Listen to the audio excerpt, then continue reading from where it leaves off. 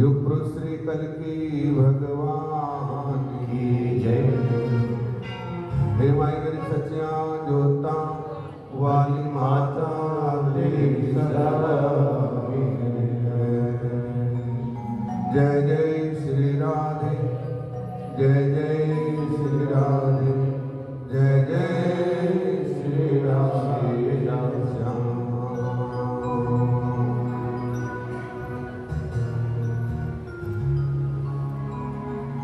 तो आज एक महीने की कथा को आज विश्राम दिवस है, विश्राम दिया जाएगा। और क्या आपने सबने अच्छी तरह कथा सुनी है? बताओ कितने कितने सुनी है?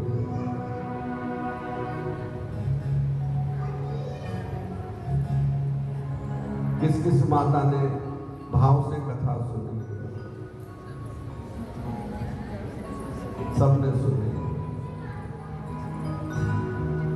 क्योंकि यही जीवन का सार है। आपने सुना है ना, कल उपमन्यु की कथा सुनी है कि कैसे उन्होंने 5 वर्ष में भगवान को प्राप्त कर लिया। ऐसी लगन मन में होनी चाहिए। ये संसार तो दुख सुख का घर है। दुख आएगा तो सुख भी आएगा, सुख आया तो दुख भी आएगा, लेकिन उसमें प्रभु का नाम सुमिरन होना चाहिए हमेशा।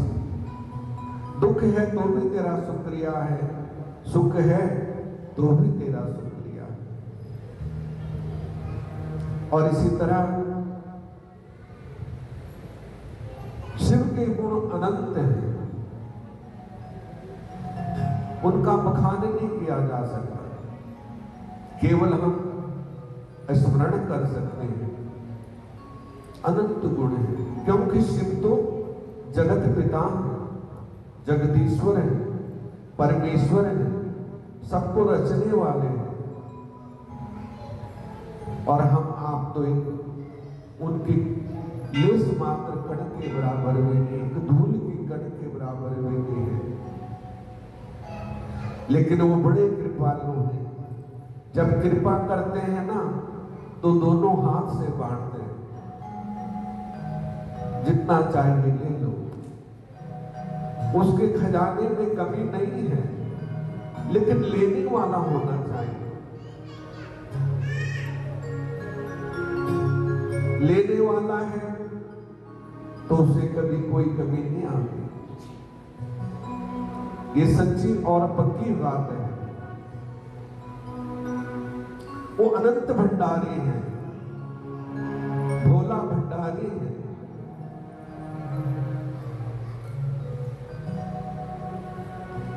तो वो देने वाले। कोई एक बार भी ओम नमः शिवाय का जाप अपने अंतर मन से कर ले, सच्चे भाव से कर ले, जैसे उपमन्यु ने किया, सूखे कंठ से पुकारता रहा, तो भगवान आए ना और उसे अजर अमर और अविनाशी ऐसे भोलेनाथ ने अमर कर दिया। दूध के समुद्र दे दिए, करोड़ों गाय दे दी और अक्षय भंडारी बना दिया अपने जैसा।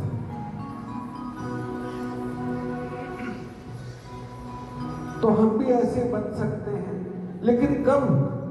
जब हमारे मन में ओम नमः शिवाय, ओम नमः शिवाय इसका सुमिरन होगा और एकाग्र मन से। ये नहीं कि भगवान अभी शिव को पुकार रहे, फिर राम जी को पुकारने लगे, फिर कृष्ण जी को पुकारने लगे, फिर माता जी को पुकारने लगे। एक जगह, एक भरोसा, एक पल, एक आस विश्वास, एक भरोसा होना चाहिए। सम्मान सबका करना है। सिया राम में सब जग जाने, करो प्रणाम जोरी जुग पानी। सबका सम्मान करना है, लेकिन मन अपना करता कर्म करो विघ्नाना, मन राखो जहां कृपा निधाना।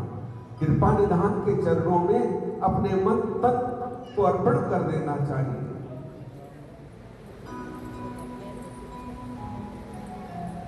उपमन्यु से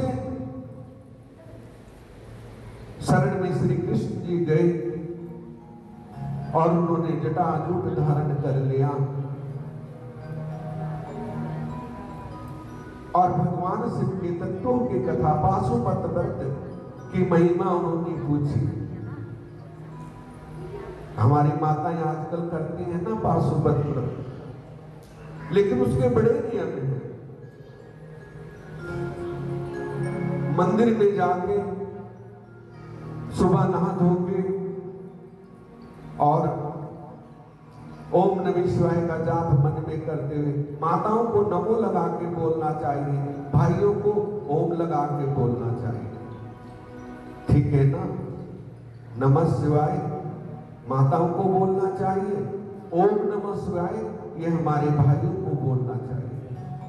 मंत्र का भी ज्ञान होना चाहिए, लेकिन अपने मन से नहीं बोलना चाहिए। ये मंत्र जब गुरु से लिया जाता है तभी फलीभूत होता है, बिना गुरु के दिए उसका कोई प्रतिफल नहीं है। वो तो हमें जैसे संसारिक भाषा के लिए कह दो कि मन में आया तो मंदिर में चले गए, मन में आया तो अब मैं जाऊंगा ही। फिर दुख हो सुख हो हानि हो लाभ हो जो मर्जी हो हमें जाना ही जाना है। और जब व्रत करके मंदिर में आते हैं ना, आप महिमा तो सब जानते ही हो, दीपक जलाने हैं, नैवेद्य चढ़ाना है, कैसे चढ़ाना है। उस समय यदि हमारे सम्मुख कोई वृद्धजन आ जाए और वो मंदिर में खड़ा हो, ये नहीं कि तुम बैठे तो उस व्रत का कोई प्रतिफल नहीं है। उस समय खड़े हो जाओ, उसे पूजा करने। हमारी वृद्ध माता कोई आएगी, कोई भाई वृद्ध आ गया, ये नहीं कि वो खड़ा है और तुम आरती घुमा रहे, तो वो व्रत किसी काम का नहीं है। जो अपने माता पिता वृद्धों की सेवा करता है वो साक्षात भगवान की सेवा। भगवान कहते हैं मैं उनके अंदर विराजमान हूं, उनको पूजा करने दो, आप थोड़ी देर में कर लेना। तुमने जो कर ली कोई बात नहीं, बाकी बाद में कर लेना। मन में भाव होना चाहिए। तो भगवान ने उपमन्यु से पाशुव्रत की महिमा पूछी और धारण किया। तब उनकी जामवंती पत्नी से साम पुत्र का जन्म हुआ।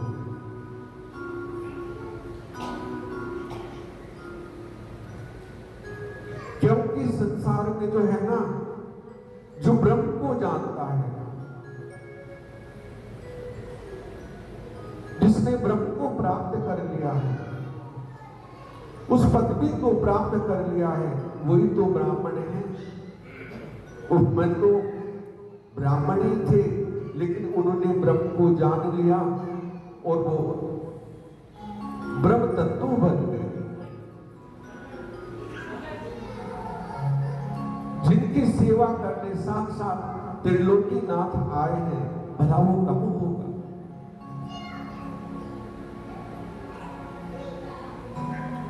तो भगवान से, उपमन्यु से भगवान ने सारी कथाएं पूछी।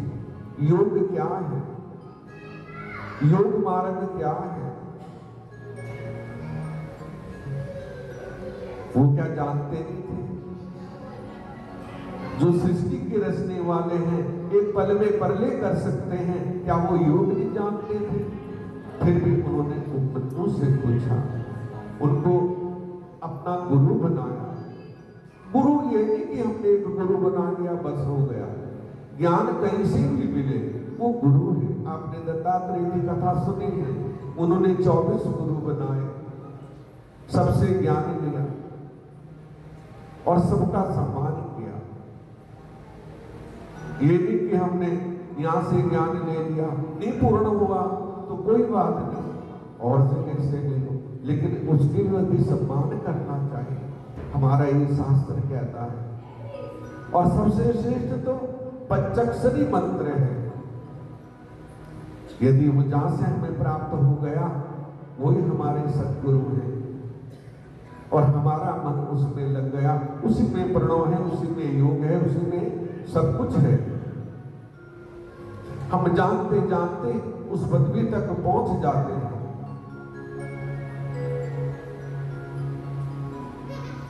कभी प्यासे को पानी पिलाया नहीं, बाद अमृत पिलाने से क्या फायदा। कभी प्यासे को पानी पिलाया नहीं, बाद अमृत पिलाने से क्या फायदा। कभी प्यासे को पानी पिलाया नहीं, बाद अमृत पिलाने से क्या फायदा। कभी प्यासे को पानी पिलाया नहीं, बाद अमृत पिलाने से क्या फायदा। कभी प्यासे को पानी पिलाया नहीं, बाद अमृत पिलाने से क्या फायदा। कभी प्यासे को पानी पिलाया नहीं, बाद अमृत पिलाने से क्या फायदा। कभी गिरते हुए को उठाया नहीं, कभी गिरते हुए को उठाया नहीं, बाद आंस बहाने से क्या फायदा। कभी गिरते हुए पिलाया नहीं, बाद अमृत पिलाने से क्या फायदा।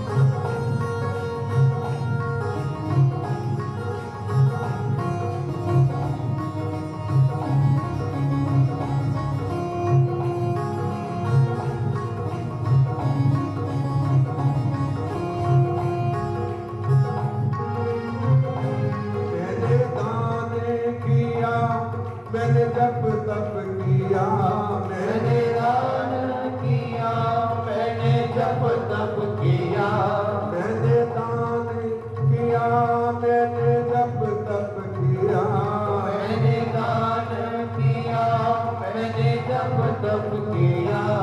दान करते हुए ख्याल आ गया, दान करते हुए ये ख्याल आ गया। दान करते हुए ख्याल आ गया, दान करते हुए ये ख्याल आ गया। कभी भूखे को भोजन खिलाया नहीं, कभी भूखे को भोजन खिलाया नहीं। दान लाखों का करने से क्या फायदा, दान लाखों का करने से क्या फायदा। कभी प्यासे तुम्हारी पिलाया नहीं, अमृत पिलाने से क्या फायदा। कभी प्यासे तुम्हारी पिलाया नहीं, अमृत पिलाने से क्या फायदा।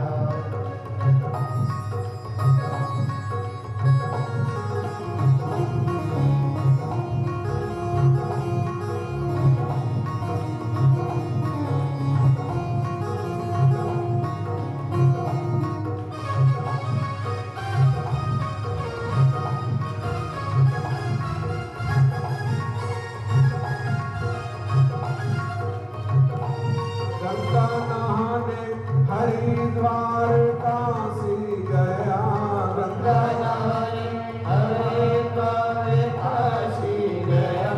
गंगा नहाने हरिद्वार काशी गया, गंगा नहाने हरिद्वार काशी गया।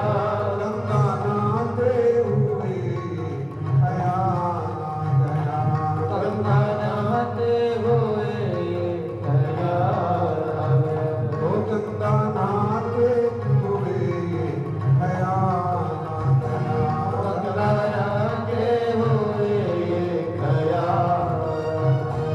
मन को धोया मगर मन को धोया नहीं, तन को धोया मगर मन को धोया नहीं।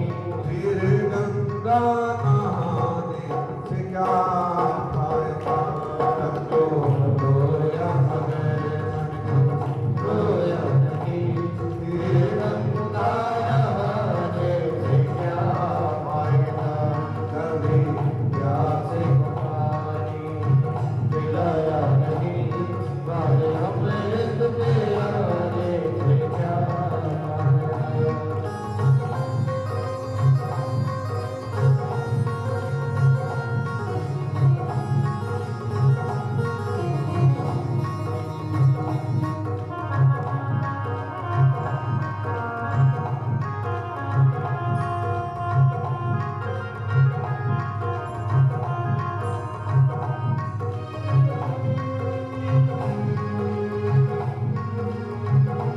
मैंने वेद पढ़े, मैंने शास्त्र पढ़े, मैंने वेद पढ़े, मैंने शास्त्र पढ़े।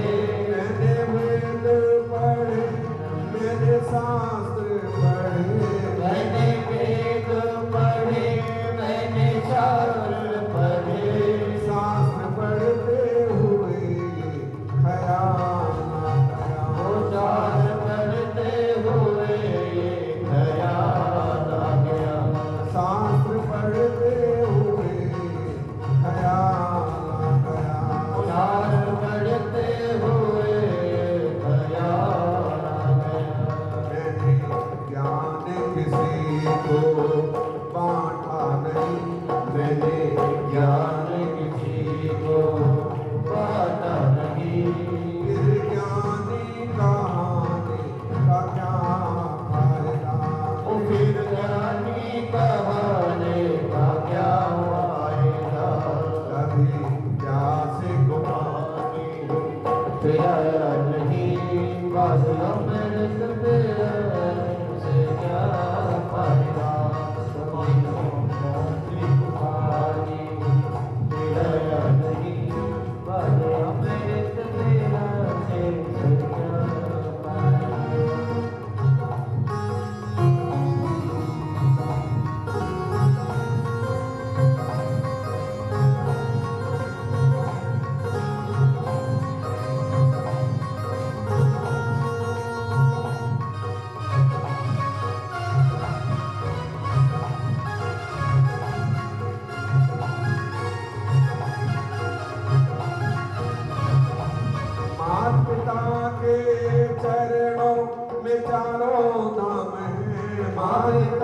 के चरणों में चारों धाम है। माता पिता के ही चरणों में चारों धाम है। माता पिता के ही चरणों में चारों धाम है। आजा आजा यही मुक्ति का धाम है।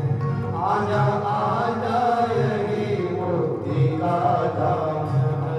ओ आजा आजा यही मुक्ति का धाम है।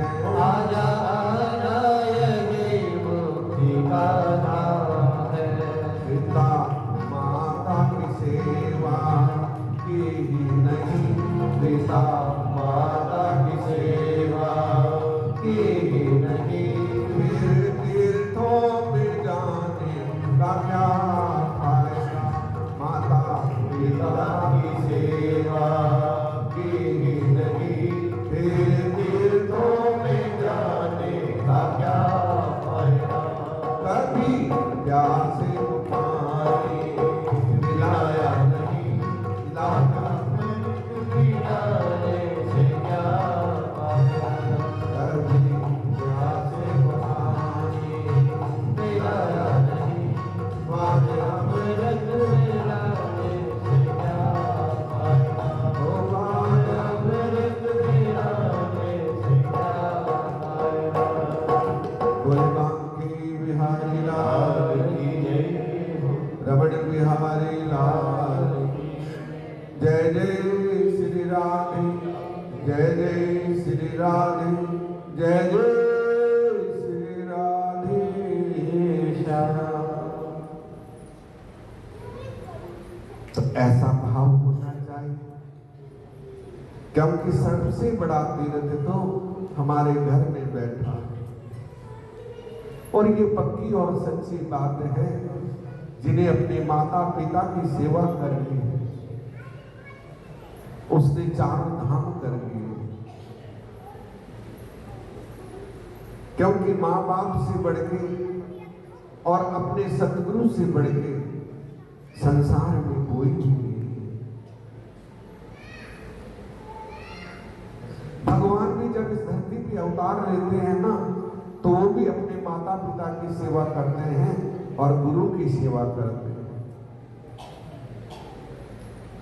उसी से हमारा कल्याण है। और ये पक्की बात गांठ बांध लेना, जिन्हें ये 3 काम कर लिए उसे कई मंदिर में जाने की आवश्यकता नहीं है। हाँ, मंदिर में आए तो बहुत अच्छी बात है, भगवान उससे बड़े प्रसन्न होते हैं। भगवान कहते हैं ये मेरा सच्चा सेवक है। केवल और केवल माता पिता और गुरु की आज्ञा आवई, गुरु की आज्ञा जाए, कहे कबीरता दास को 3 लोक बहनाए। 3 लोक में उसका कोई कुछ नहीं बिगाड़ सकता।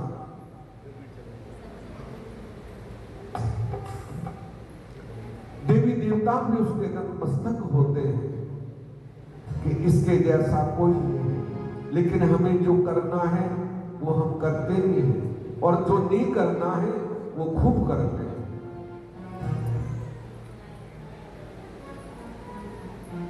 भार भंडारे लगा रहे हो और घर में माँ बाप भूखे प्यासे बैठे हैं, तो उस भंडारे का कोई फायदा नहीं। पहले उनको खिला दो, बाद में आप भंडारा करना।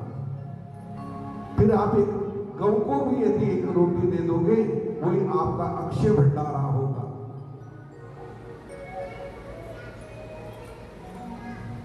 और जो मर्जी कर लो, भगवान के यहाँ उसकी कोई पूछेंगे।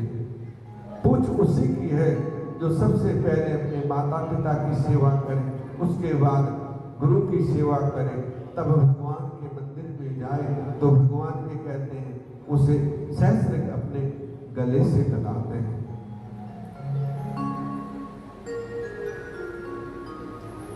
तो प्रबंध बोले श्री कृष्ण भगवान शंकर अपनी मूर्तियों द्वारा ब्रह्मांड में व्यापक हो रहे हैं। ब्रह्मा विष्णु महेश सदाशिव से सभी उनकी प्रतिमाएं हैं, जिनसे सारा जगत व्याप रहा है। इस प्रकार और 5 मूर्तियों के शान और अघोर वामदेव आदि प्रसिद्ध हैं। ईशान तो सब मुख्य हैं। ये मूर्ति क्षेत्रफल मूर्ति, मान स्मृति मूर्ति पुरुष है। बुद्धि तत्वों का आश्रय ये अघोर मूर्ति श्री महादेव जी का आकार की मूर्ति की जाती है। भगवान का आकार मन में स्मरण करके अधिष्ठान अधिष्ठात्री है।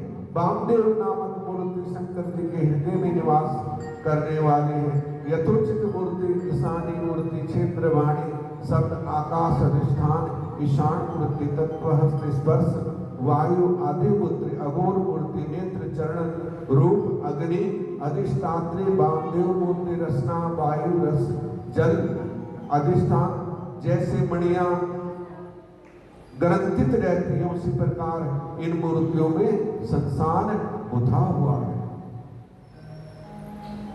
जैसे हमारी माला में मणियां चमकती है ना, ऐसे संसार उन मूर्तियों में बुधा हुआ है। तो भिन्न तो कुछ भी नहीं है, हम सब उनकी माला की मणियां हैं। अब अच्छा बुरा तो हमें बनना है ना, तो हम सब उनकी माला की मणि। आराधना रूप अभय अनुग्रह होकर हितकारक उपकार करने वाला भगवान शंकर इस विस्तार से जटाधारी होकर प्रसन्न होते हैं। श्री कृष्ण बोले महर्षि ये सारा विश्व इस प्रकार शिव जी को 8 मूर्तियों से व्याप्त हो रहा है, ये तो आपने सुना दिया। अब कृपा करके ये भी कहिए कि स्त्री पुरुष द्वारा ये विश्व किस प्रकार से अधिष्ठित है। ये सुनकर उपमन्यु बोले श्री कृष्ण अब मैं इन विभूतियों का वर्णन करता हूँ। स्त्री पुरुष वामदेव जी ही विभूति कही जाती है। श्री महादेव जी शक्तिमान है, महादेवी की शक्ति है, क्योंकि शिव और शक्ति से ये सारा संसार ओतप्रोत है।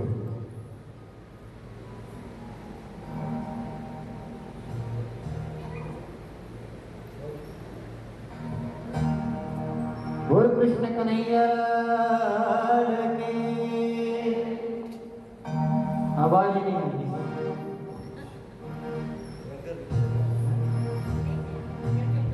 जोर से बोलिए बोल श्री कृष्ण भगवान की। ओ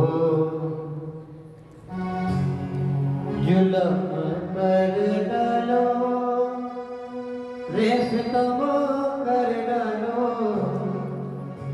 जुलम कर डालो रेस तमो कर डालो। ओ काले ने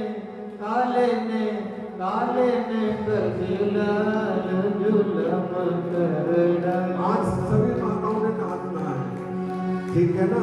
आज लास्ट दिन है, कथा को विश्राम दिया जा रहा है, खूब उत्सव मनाना है। क्या पता अगले साल हो ना हो।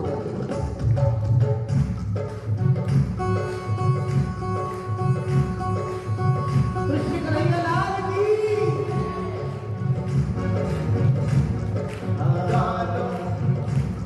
जुलम कर डालो सीतम कर डालो, जुलम कर डालो सीतम कर डालो। काले ने कर दिया लाल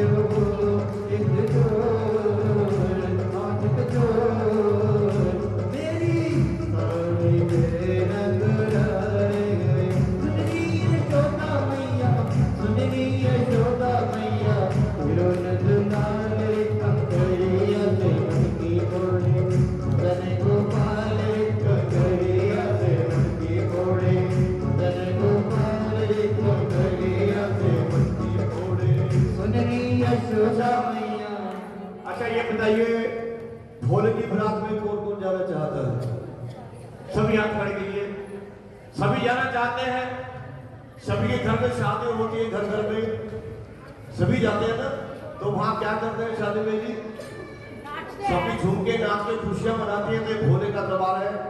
तो आइए सभी अपने स्थान पे खड़े हो जाए। तो सभी जो है भोले की बारात में झूम झूम के सभी ने जाए। सभी अपने स्थान पे खड़े हो जाए। बोले शंकर भगवान की।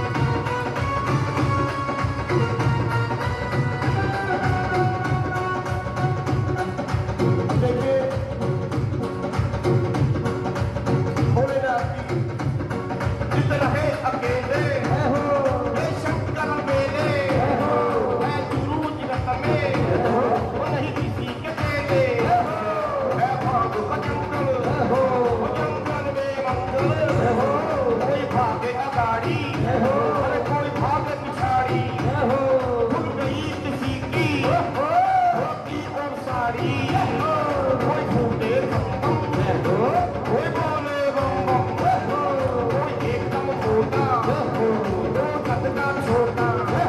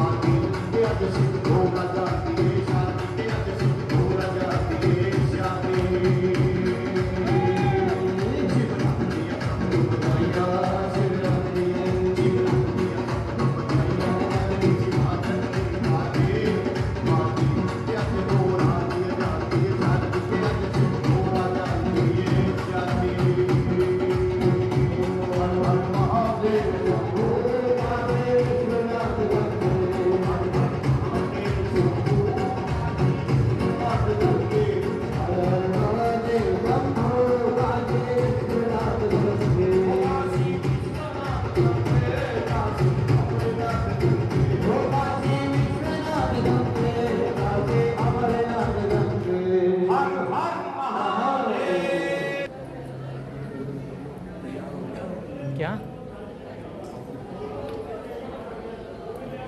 श्री कृष्ण उपमन्यु से फिर पूछा कि भगवान हे मुनिवर, आप कृपा करके योग विधि का वर्णन मुझे सुनाइए। प्रसन्न होते हुए महर्षि बोले, अच्छा केशव, आप सावधान मन से सुनिए। कृष्ण ने उपमन्यु से पूछा कि आप योग का मार्ग मुझे बताइए, मैं आपकी कथा से बड़ा प्रसन्न हूं। आपने मुझे उन तत्वों का बोध कराया है जो संसार में एक केवल ब्रह्म ऋषि ही बता सकता है। देखो, परम योग जिसके द्वारा सभी विपत्तियों से निवृत्ति हो जाती है, बड़े ध्यान से सुनो। उपमन्यु ने कहा कि कृष्ण जी, ये बड़े ध्यान से सुनो, और आप लोग भी बड़े ध्यान से सुनो और अपने अंदर बिठा लो। अंतकरण की सब वृत्तियां शिव जी की भक्ति में स्थिर हो जाए। ये योग 5 प्रकार का है।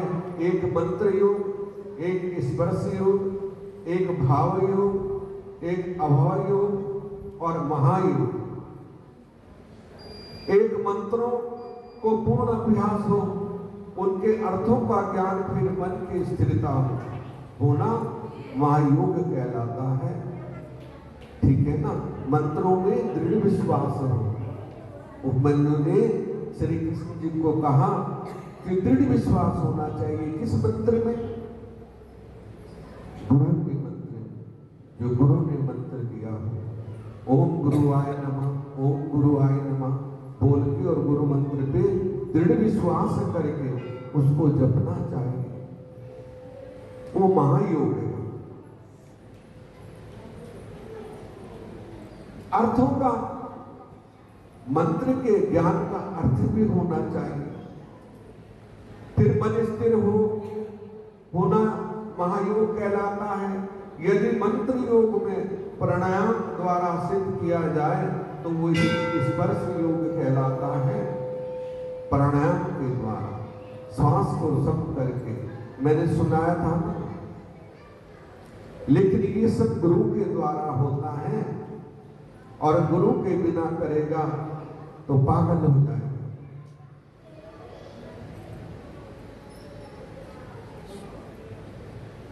स्पर्श अभय योग वो है जिससे समस्त संसार का परले के समय समृद्ध विचार हो। और 5 महायोग है जिसमें कि शिवजी ही साधक हैं। मानसिक वृत्तियां जुड़ जाएं और योगियों द्वारा निर्बाधित शिव का चिंतन होता रहे। इस योग का केवल वही अधिकारी है जो अपने मन को संसारिक बंधनों से मुक्त रखता है। वैराग्य भी ईश्वर के निरंतर चिंतन से प्राप्त होता है। ठीक है ना? वैराग्य कब होता है? जब हम निरंतर चिंतन करते हैं।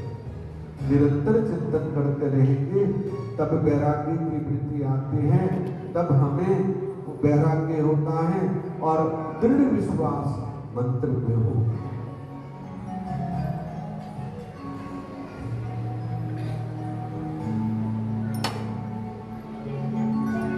संसारिक बंधनों से वो मुक्त रहता है। वैराग्य से ईश्वर के निरंतर चिंतन से प्राप्त होता है। देह में अविष्ट रहने वाली वायु को प्राण वायु कहा है। उसकी गति का अवरोध रोकना करना वस्तु प्राणायाम कहलाता है। ये प्राणायाम रेचक, पूरक और कुंभक नाम से 3 प्रकार का होता है। रेचक, पूरक और कुंभक क्या होता है? रेचक, पूरक, कुंभक जानते हो? मैं हर बार सुनाता हूं, लेकिन कौन सी माता जानती है? कौन भाई जानता है? रेचक, पूरक, कुंभक का अर्थ है रेचक श्वास बाहर छोड़ना। जैसे हमने सांस लिया ना, नाम के द्वारा, नाम में मन लगा के श्वास को बाहर छोड़ना और बाहर छोड़ के उसे धीरे धीरे अंदर लेना। और अंदर लेके कुंभ का अर्थ क्या है? पेट है। पेट में उसे कुंभक करना, रोकना। जितनी शक्ति हो तो उससे हमारे रोग दोष सब कुछ मिट जाते हैं। हमारे बाबा रामदेव जी करवाते हैं ना रोज अलोम विलोम, कपाल भाटी और सभी प्राणायाम करवाते हैं। ये प्राणायाम होता है। और फिर धीरे धीरे उसको फिर छोड़ना, फिर उसे रेचक करना और फिर कुंभक करना।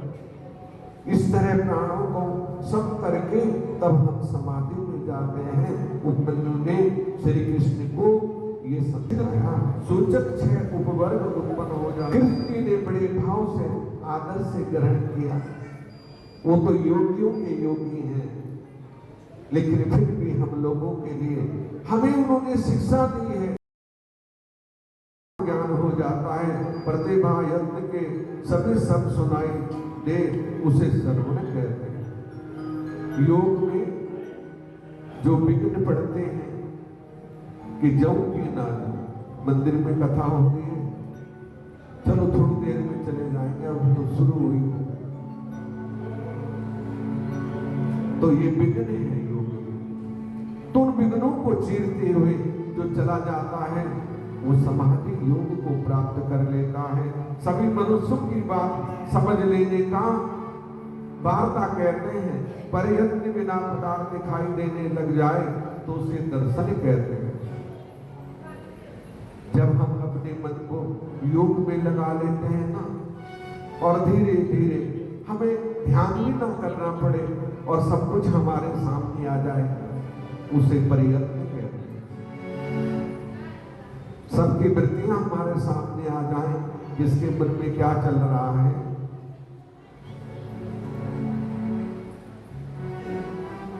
दर्शन कहते हैं दिव्य पदार्थों के स्वाद का नाम आस्वाद है। सभी प्रकार के स्पर्शों का ज्ञान वेदना है। इस प्रकार से योगी 6 उपवर्ग पाकर सिद्ध होता है। कब सिद्ध होगा? जब योग करेगा, क्योंकि योग ही सर्वोपरि है, योग ही पराशक्ति है, योग ही अष्टांग योग है।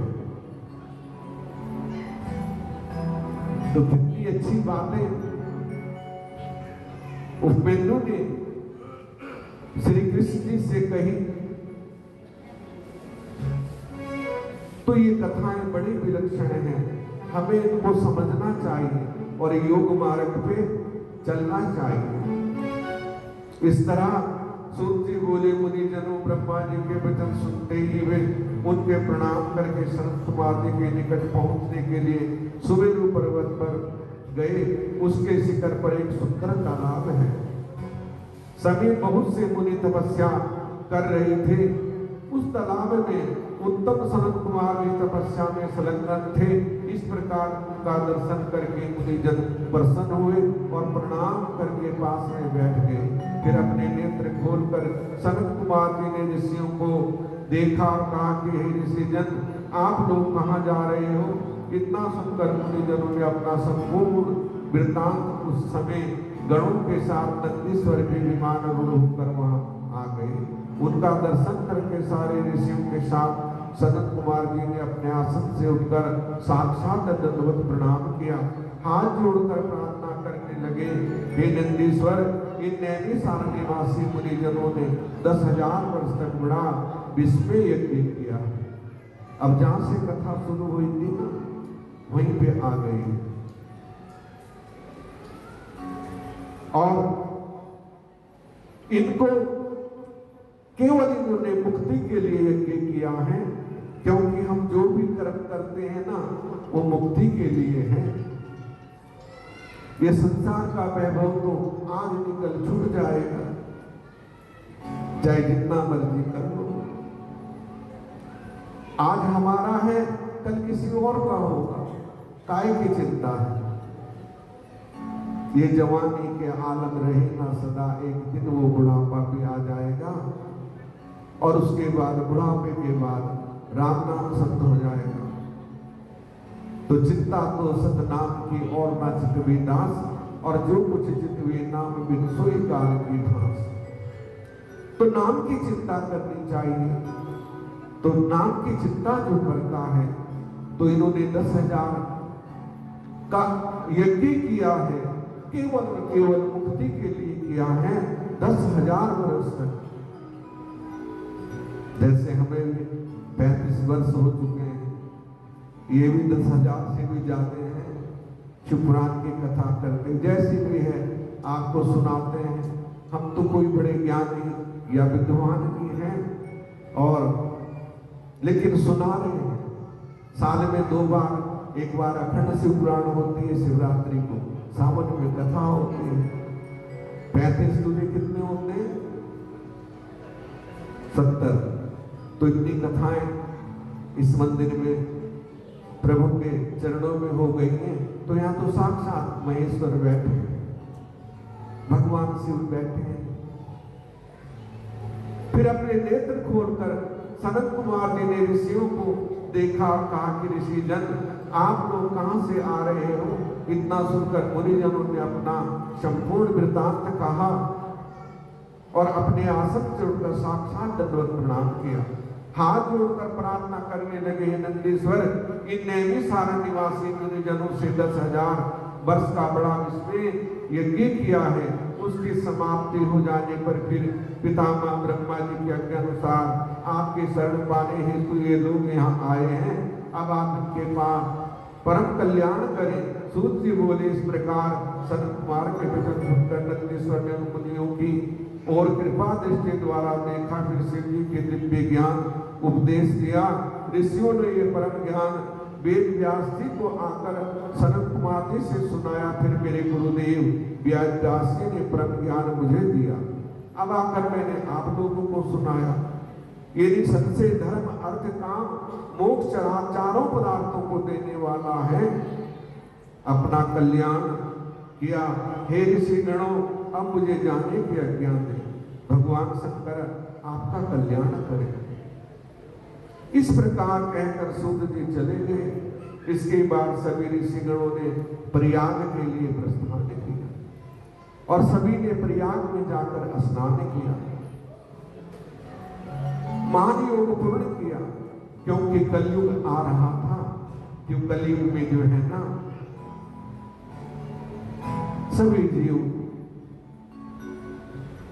कोई संत बिरला होगा जो निस्वार्थ करता होगा, अन्यथा हम सब स्वार्थ के वशीभूत हैं कि नहीं? हमें कुछ ना कुछ चाहिए तब हम कोई कर्म करते हैं। कोई बिरला ऐसा जन होगा, कोई महापुरुष होगा जो निस्वार्थ निष्काम सेवा करता होगा।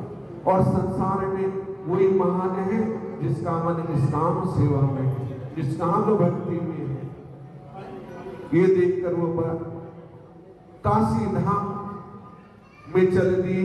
पाशुपत मुक्ति कामना द्वारा पाशु व्रत धारण किया और उनको सिद्धि का फल प्राप्त हो गया। उसके संपूर्ण ज्ञान पाकर अचल होकर शिव ध्यान में मग्न हो गए। पाशुपत जो व्रत है ना वो 10 साल 10,000 वर्ष का है, कम से कम 10 साल का, अन्यथा 10 महीने का। तो ऐसे पाशुपत व्रत बताया है। अन्यथा जैसे कोई करता है कलयुग में तो वैसा ही अच्छा है। शिव महापुराण कथा एक बार सुनने से पाप मुक्त हो जाता है, 2 बार सुनने से शिव भक्ति, 3 बार शिवलोक से ये मुक्ति पा लेता है। इसी कारण कलिकाल में मोक्ष अभिलाषी जन निरंतर ही इस पुराण की कथा सुनते रहे, क्योंकि इस पुराण की कथाओं द्वारा ब्राह्मण, क्षत्रिय, वैश्य, शूद्र सभी मुक्ति और भक्ति पाते हैं और उनका कल्याण होता है। तो ये कथा 1 मास की आप लोगों ने सुनी, चलो मैंने पे सुनाई जैसी सुनाई गई। तो आप सभी हमारी माताएं, भाई, हमारे प्रधान जी भी बैठे हैं, सभी बैठे हैं, सभी जो है प्रभु का भजन करें। ये बड़े सौभाग्य की बात है। ये हमारा मंदिर बड़ा पवित्र पावन है जहाँ इतनी कथाएं होती हैं। और अब 21 तारीख से भागवत की कथा है। देखो शिवपुराण के बाद आपको श्री कृष्ण जी की कथा सुनने को मिलेगी। तो ये तीर्थ है कि नहीं है? सबसे बड़ा तीर्थ है। तो सभी भजन करें और जो गलती हुई हो उसको क्षमा करना, जो कुछ गलत बातें निकली हो उसे भी क्षमा करना। एक भजन गाइए, सभी को बहुत बहुत बधाई हो। एक बधाई का भजन सभी बड़े स्थान पे खड़े हो, सभी जो है ना। उसके बाद हम आरती करेंगे शंकर भगवान की। वो आज तो बधाई बाजे,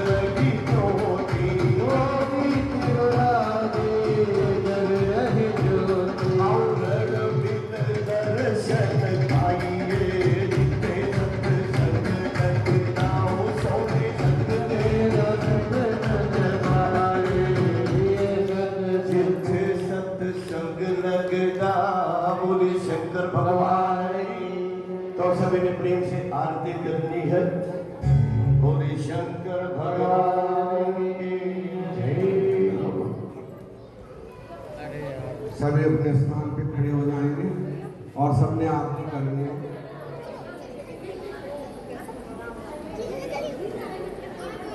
आरती चला दूंगा। ओम जय शिव ओंकार हर भज शिव ओंकार ब्रह्मा विष्णु सदा शिव भोले भोलेनाथ महाशिव हर राधे ओम हर हर हर महादेव चतुरा भोले